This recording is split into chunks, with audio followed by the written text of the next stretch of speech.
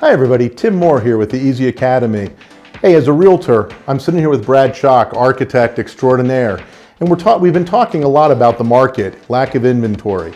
And I thought I'd bring Brad in today and we talk a little bit about how can an architect help us as realtors sell more houses. If you're like me, if you're like most of the agents, you have neighborhoods wherever you live, wherever you're seeing this, that were built in the 20s, 30s.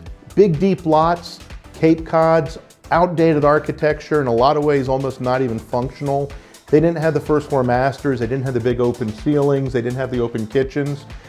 And Brad and I started talking, and Brad came up with an idea of, you know what? Instead of selling an $800,000 house, buy a $500,000 and have $300,000 left in the budget for Brad to do. Yeah, well, to make it ideally a house that can now be used in a contemporary way, right? These houses were designed in a time when we weren't thinking about even watching television yet. So this is an attempt now to try and bring a house into the 21st century.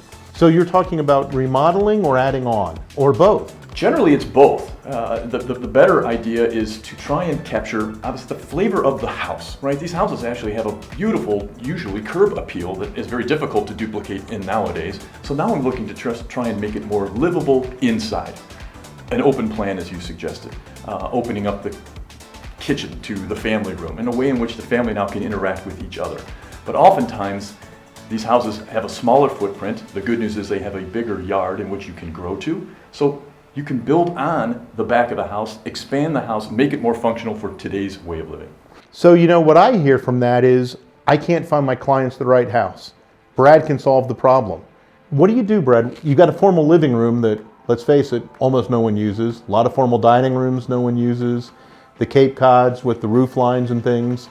There's so much creativity there, but what do you do with a formal living room? What do you do with a formal dining room? Are you blasting them out? Are you repurposing them? It really becomes an it depends answer.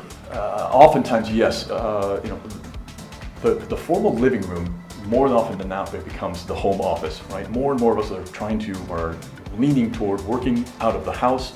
That's an easy, it seems to me, new solution use for a living room that, as you said, has almost become a museum room at some point in many of these older homes. But when we start talking about how do I incorporate what was the dining room, that ideally adjacent to the kitchen.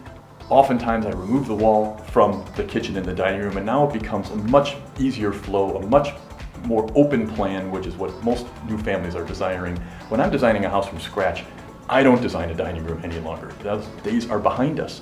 So what is a way in which I can capture eating space while still keeping it open to the rest of the kitchen? So there's a way in which hopefully I am, to your point, repurposing the house in a way that allows it to be 21st century living rather than 19th century living. Oh, that's really interesting. And we're starting to see such changes. As realtors, we may not see it as early as you do, especially here in Columbus, Ohio, where we're waiting 10 years to see what California and New York did first. But we see the changes a lot of the time before they really hit the market.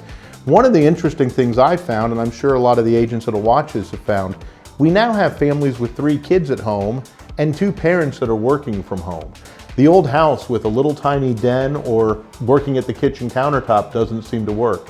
How are you addressing that in design, and whether it's a new build design or a remodel?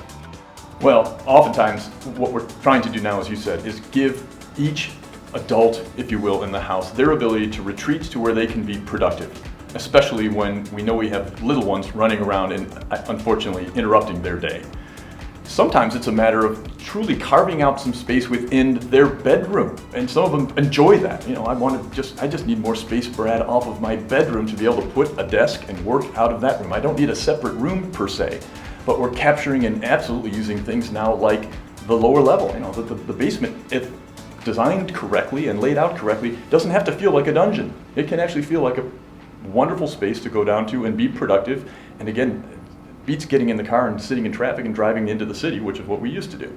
So there's ideally, hopefully, a lot of opportunities within an existing house that we can take advantage of and make a house, let's call it smarter, or a more useful way of using that space rather than simply building a bigger house and adding a bunch of rooms to it, which is unfortunately the solution a while ago.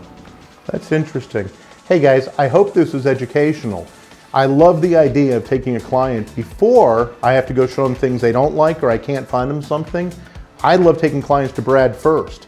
If I've got clients looking in the neighborhood that want a huge open kitchen and I know we're just not gonna find it, before I show them houses they're gonna hate, I take them to Brad. I let Brad do his thing and kind of figure out what they really wanna do. Brad will even come with us sometimes on showings so that he can look at a house they like. Maybe they looked at it last night, they go back the next day, he goes with them and talks about, hey, we can do this, this works. It's an amazing tool to sell more houses, and although Brad might not be able to go with you if you live everywhere in the country, he can help you pretty much anywhere in the United States. It's something he's fantastic at. Shock House Studios. Give him a chance, he'll help you sell more homes. Thank you. Thank you, Brad, for being here.